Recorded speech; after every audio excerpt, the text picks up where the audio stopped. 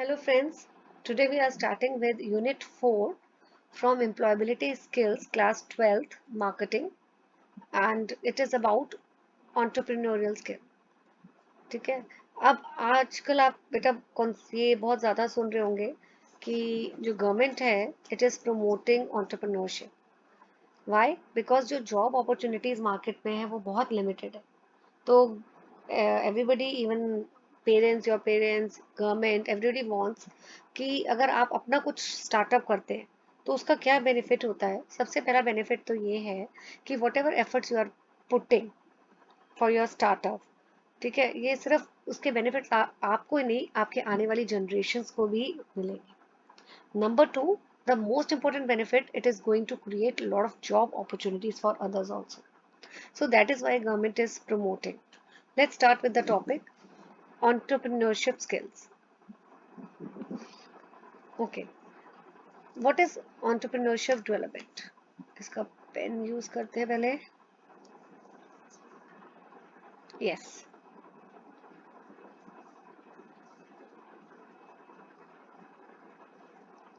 अच्छा, इसमें स्पेलिंग है, ये आ रहा है, right?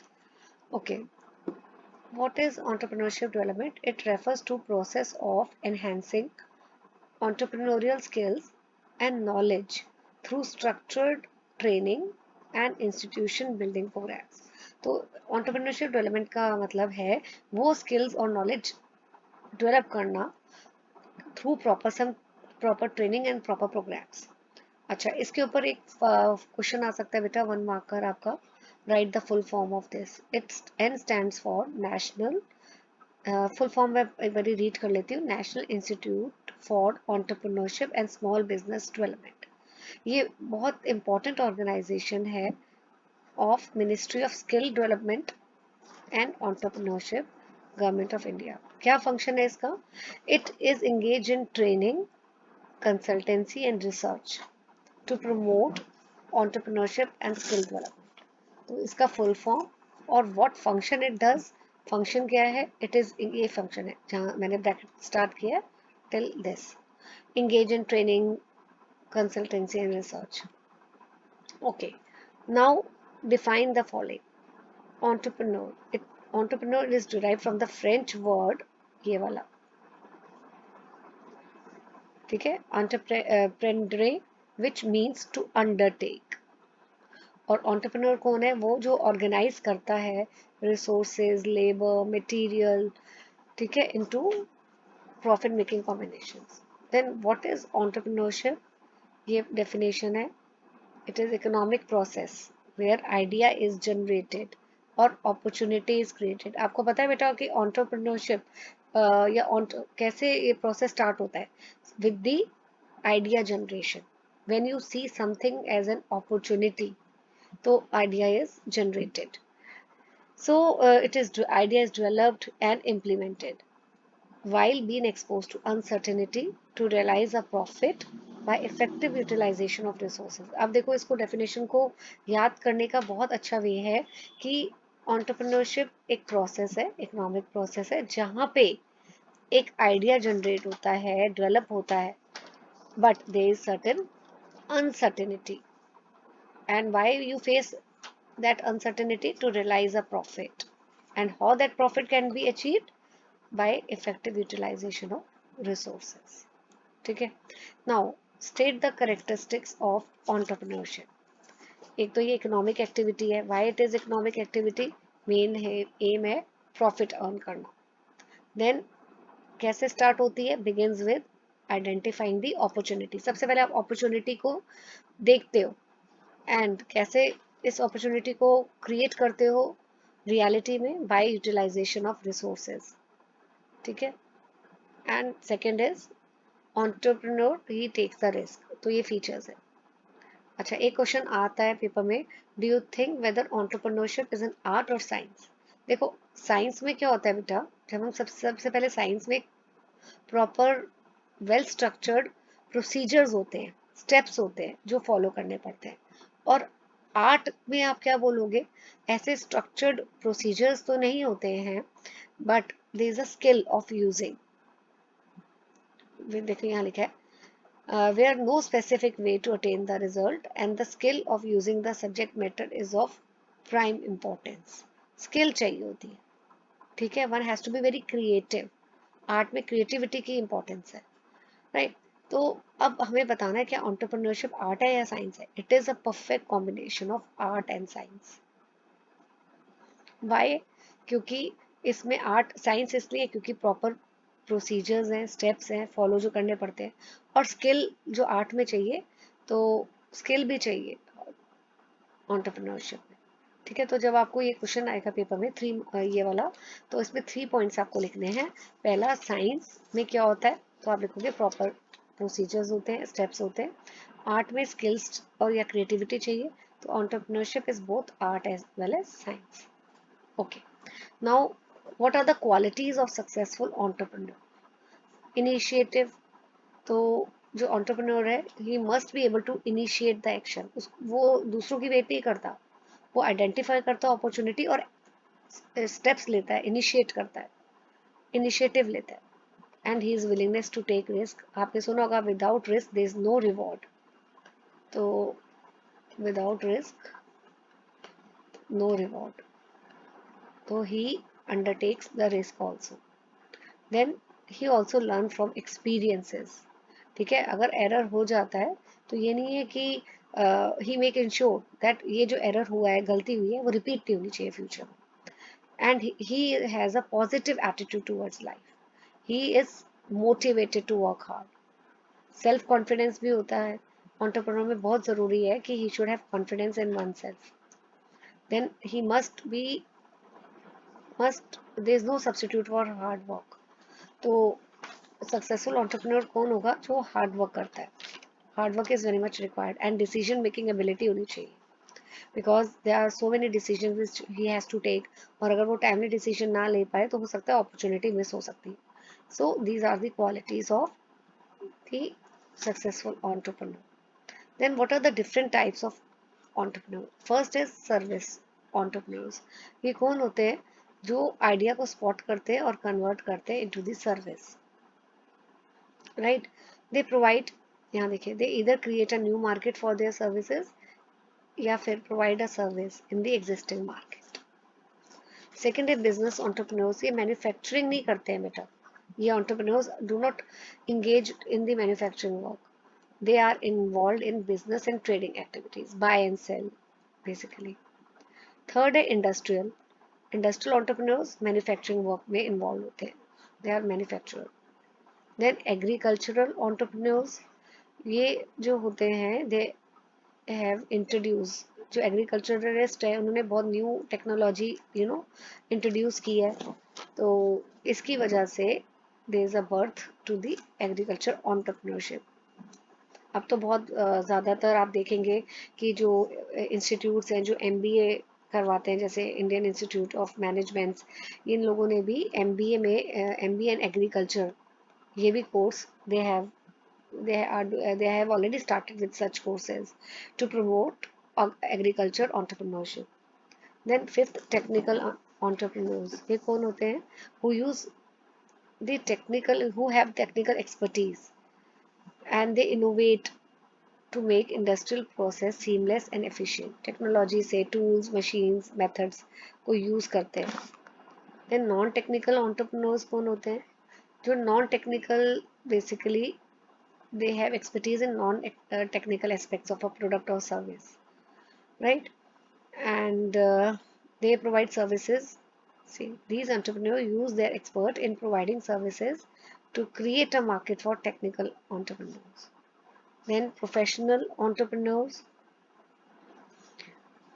Yes, they start a business, nurture it and make it reach a point of self-sustenance.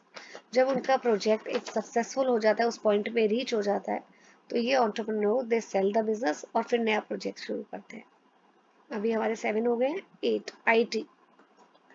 So information, who take entrepreneurship in the field of IT. Women entrepreneurs, ये तो आजकल they are doing wonders, ठीक है. Who take up entrepreneurship. आजकल तो women they are at the age of 40 also they have startup they have started their own businesses. तो they are doing wonderful work. Social entrepreneurs कौन होते हैं?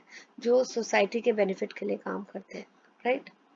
And family business entrepreneurs, जब family business को run करती है और उसको फिर नेक्स्ट जनरेशन पास ऑन कर देती है तो हम बोलते हैं फैमिली बिजनेस एंटरप्रेन्योर.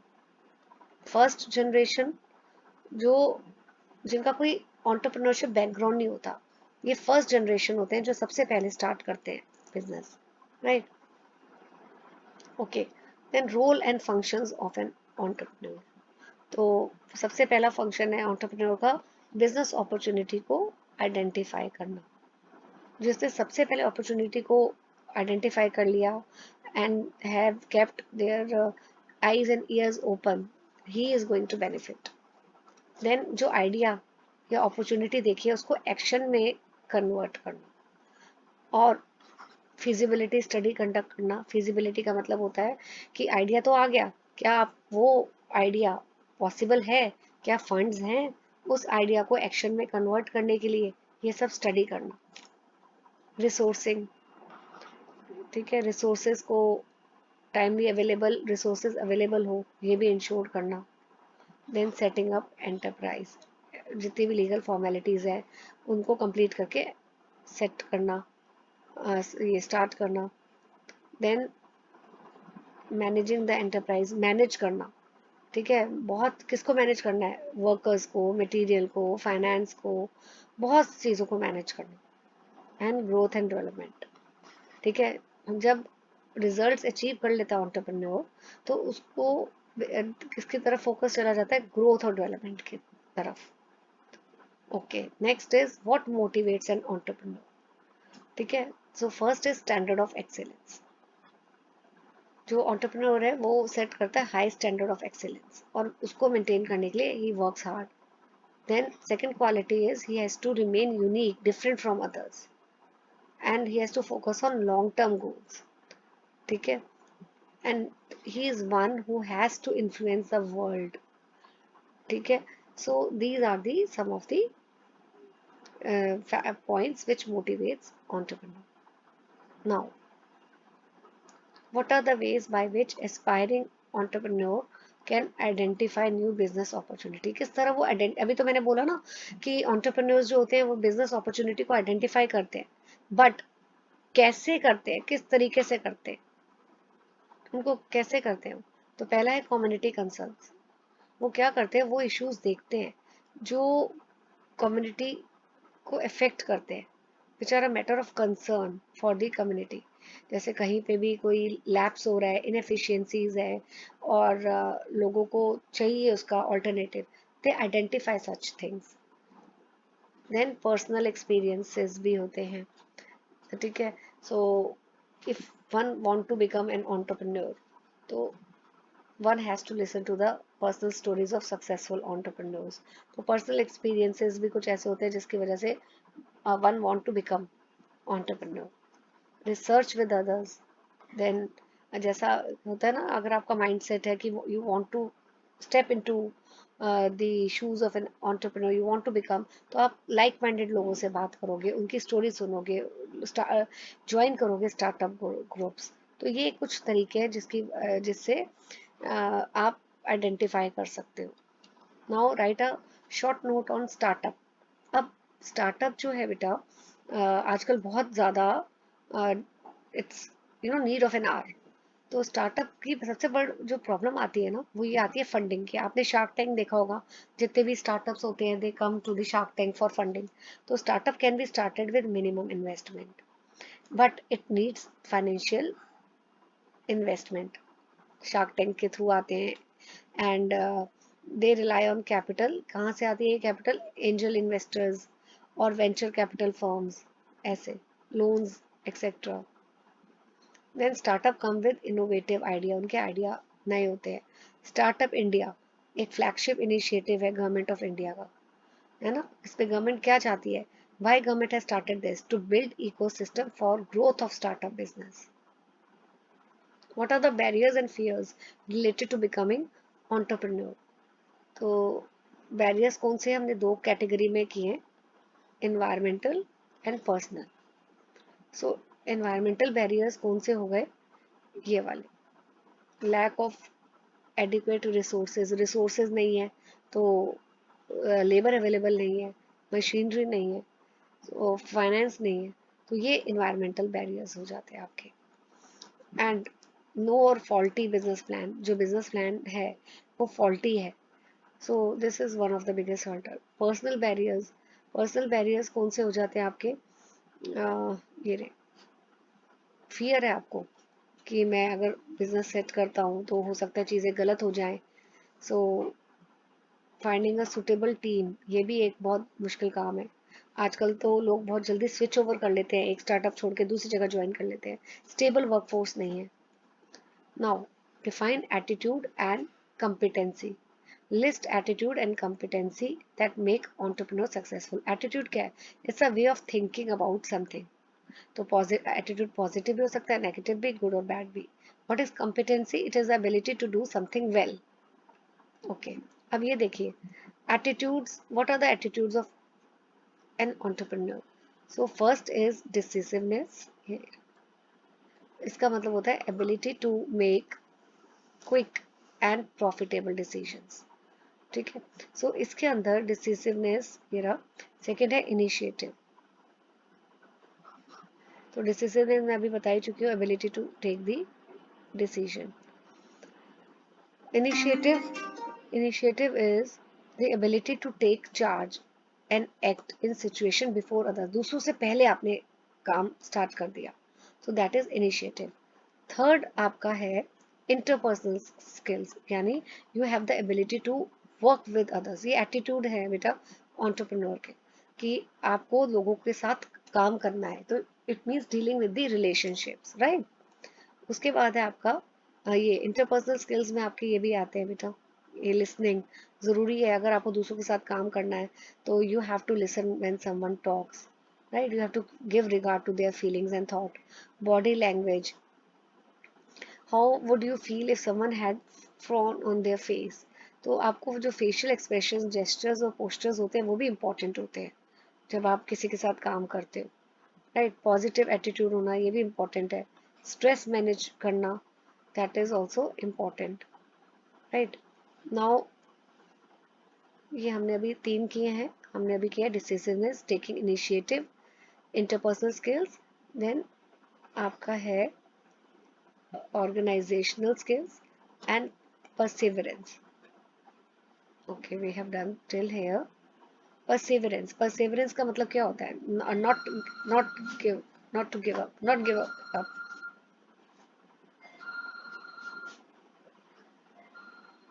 ठीक है, तो गिव अप नहीं करना है, वो attitude. So it is the ability to continue to do something even when it is difficult. आपको कोई चीज difficult लग रही है but you are not giving up, not giving up attitude. So that is called perseverance. लगे रहो बस.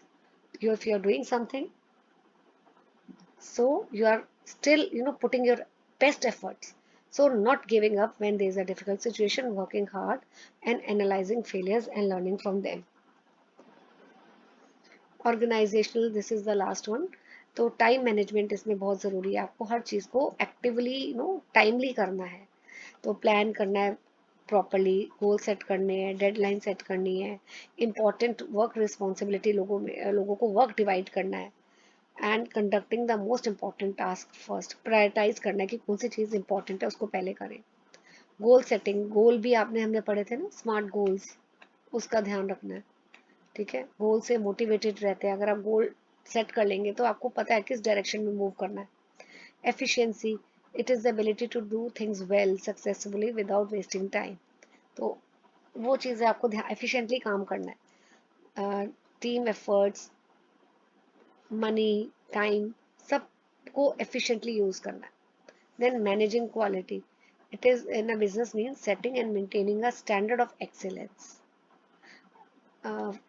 For product और सर्विस. तो ये चीज़ें जो हैं आपकी, ये आपका आ रहा है ऑर्गेनाइजेशनल स्किल्स के अंदर. तो अगर एटीट्यूड्स के ऊपर आता है, what are the attitudes of to become an entrepreneur, तो मेन 5 हेड है. फर्स्ट है डिसिसिवनेस, ये वाला, नीचे इसको स्क्रॉल कर देती हूँ, थोड़ा scroll down. Yes, taking initiative, interpersonal skills, organizational skills, and perseverance. So with this, our chapter is over. In the next video, I'll be taking with the next unit, that is green skills. Thank you.